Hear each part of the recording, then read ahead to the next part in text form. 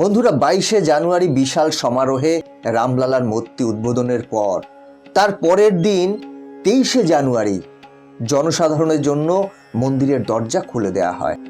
আর তারপরেই মন্দিরে উপচে পড়ল ভক্তদের ভিড় এবং পরিস্থিতি এমন তৈরি হয় যে পদদলিত হওয়ার প্রবল আশঙ্কা তৈরি হয়।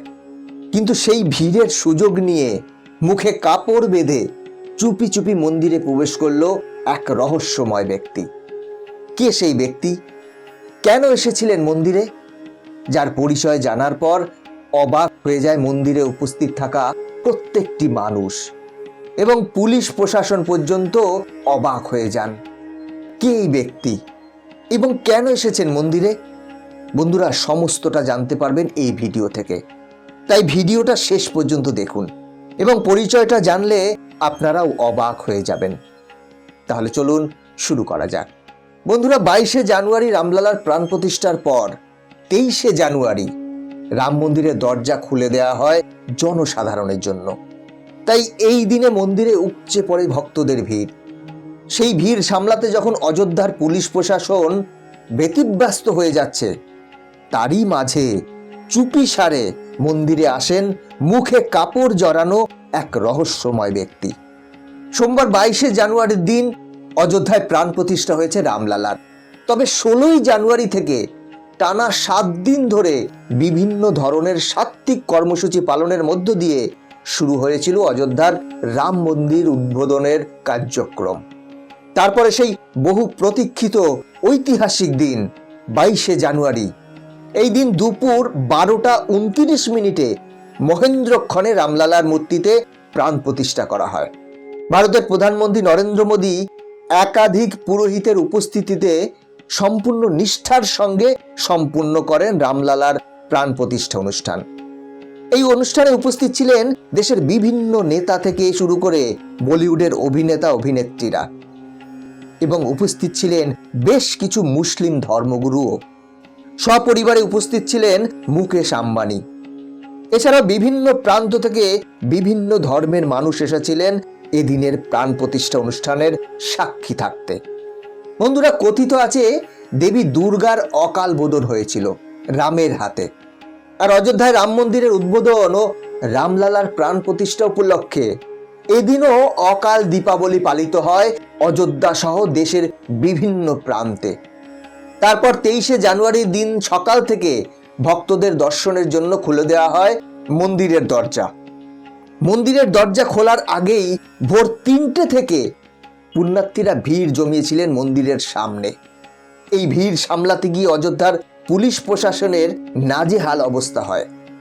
সেদিন 5 লক্ষেরও বেশি ভক্ত রামলালার দর্শন লাভ করতে উপস্থিত হয়েছিলেন মন্দির প্রাঙ্গণে। তাই সকল ভক্তদের রামলালার দর্শন করার সুযোগ দেবার জন্য মন্দির ট্রাস্টের পক্ষ থেকে জানানো হয়েছিল আপাতত 2 দফায় মন্দির দর্শন করা যাবে, সকাল 7টা থেকে 11:30 পর্যন্ত এবং দ্বিতীয় দফায় দুপুর 2টো থেকে সন্ধ্যে 7টা পর্যন্ত। এই সময়ের মধ্যে সবাই রামলালার দর্শন করতে পারবেন। তবে ওই দিন লক্ষাধিক ভক্তের ভিড়ে মুখে মাফলার জড়িয়ে উপস্থিত ছিলেন এমন একজন যার পরিচয় জানার পর অবাক হয়ে যান মন্দির প্রাঙ্গণে উপস্থিত ভক্ত এবং রাম মন্দির ট্রাস্টের লোকেরা পর্যন্ত।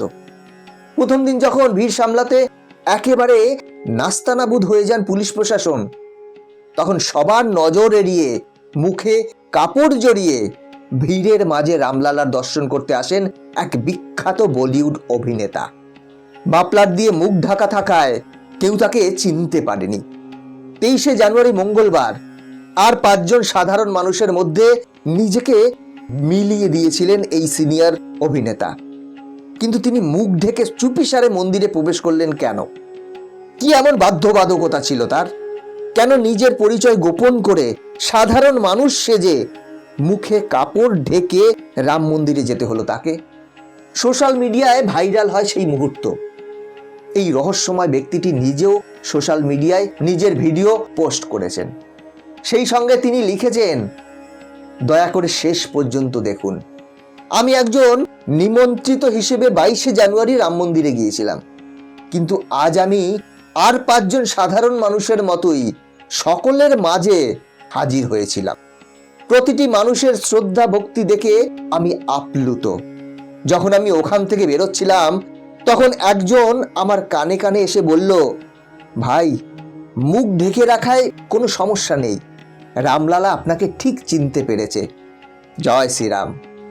সাধারণ মানুষের ভিড়ে মিশে থাকার চেষ্টা এক প্রকার বিফলেই যায় সেই অভিনেতার, কারণ অনেকেই তাকে চিনতে পেরে যায়। তবে এই সফরকে বেশ উপভোগ করেছেন তিনি। 22শে জানুয়ারি সোমবার মহা সমারোহে উদ্বোধন হয় অযোধ্যার রাম মন্দিরের। প্রধানমন্ত্রী নরেন্দ্র মোদীর হাতে যখন উদ্বোধন হয় রামলালার মূর্তি, তখন গোটা দেশের অজস্র ভিভিআইপি ব্যক্তি উপস্থিত ছিলেন, আমন্ত্রিত ছিলেন সেই উদ্বোধন অনুষ্ঠানে। সেই মুখ ঢাকা ব্যক্তিও সেই তালিকায় ছিলেন। আর যেই ব্যক্তি মুখে কাপড় বেঁধে রামলালার দর্শন করার জন্য ভিড়ের মধ্যে মিশে গিয়েছিলেন, তিনি আর কেউ নন, তিনি হলেন বিখ্যাত অভিনেতা অনুপম খের। তিনি এই উৎসবে উপস্থিত হয়ে চোখের সামনে রামলালার প্রাণ প্রতিষ্ঠা করার সৌভাগ্য পান। তবে সেদিন প্রাণ প্রতিষ্ঠা উৎসব শেষ হবার পরেও তিনি বম্বে ফিরে যাননি, তিনি ছিলেন অযোধ্যাতেই। কারণ পরের দিন অর্থাৎ 23শে জানুয়ারি জনসাধারণের মধ্যে সাধারণ মানুষের সাথে একজন প্রকৃত ভক্ত রূপে রামলালার আশীর্বাদ লাভ করতে চেয়েছিলেন তিনি। এই প্রসঙ্গে জানিয়ে রাখি, 22শে জানুয়ারি রাম মন্দির উদ্বোধনের পর মঙ্গলবার দর্শনার্থীদের জন্য খুলে দেওয়া হয় মন্দিরের দরজা। কিন্তু ভিড়ের চাপে চূড়ান্ত বিশৃঙ্খলার সৃষ্টি হয়। অযোধ্যার প্রায় সমস্ত রাস্তা ভরে যায় ভক্তদের ভিড়ে, যান চলাচল বন্ধ করে দেয়া হয়। তাই দড়ি নিয়ে মন্দির চত্বরে জনস্রোত সামলাতে হিমশিম খেতে হয় পুলিশ প্রশাসনকেও। এরপর 24শে জানুয়ারি অযোধ্যায় পুনরায় ট্রেন চালু হওয়ায় দেশের বিভিন্ন প্রান্ত থেকে কাতারে কাতারে হাজার হাজার মানুষ আসছে রামলালাকে দর্শন করতে। রাত 3টে থেকে মন্দিরের গেটে ভিড়ে দেখা যায়। সকালে গেট খুলতেই হুড়মুড়িয়ে ঢুকে পড়ে দর্শনার্থীরা, এবং তারপর থেকে আজও সেই ভিড় লেগেই আছে রামলালার দর্শন করতে। রামলালাকে একবার দেখার জন্য মানুষ যেন ব্যাকুল হয়ে আছে। যদিও প্রশাসনের তরফ থেকে দর্শনার্থীদের বারবার জানানো হচ্ছে যে মন্দিরে ভিড় কমানোর জন্য, কারণ মন্দিরের কাজ এখনো অনেকটাই বাকি আছে। কাজ সম্পূর্ণ হওয়ার পর যেন রামলালার দর্শন করতে আসে সবাই। কিন্তু কে কার কথা শোনে?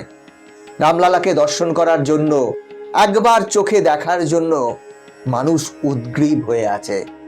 কারণ দীর্ঘ 500 বছরের প্রতীক্ষার পর রামলালা নিজের ঘরে বিরাজমান হয়েছেন। তাই সনাতনীদের মধ্যে একটু আবেগ যেন বেশি কাজ করছে। বন্ধুরা, আজ এ পর্যন্তই। ভিডিওটা কেমন লাগলো কমেন্ট করে জানাবেন। এই চ্যানেলে নতুন হলে চ্যানেলটি সাবস্ক্রাইব করে বেল আইকনটি প্রেস করে রাখবেন পরবর্তী ভিডিও দেখার জন্য। ভালো থাকবেন, সাথে থাকবেন।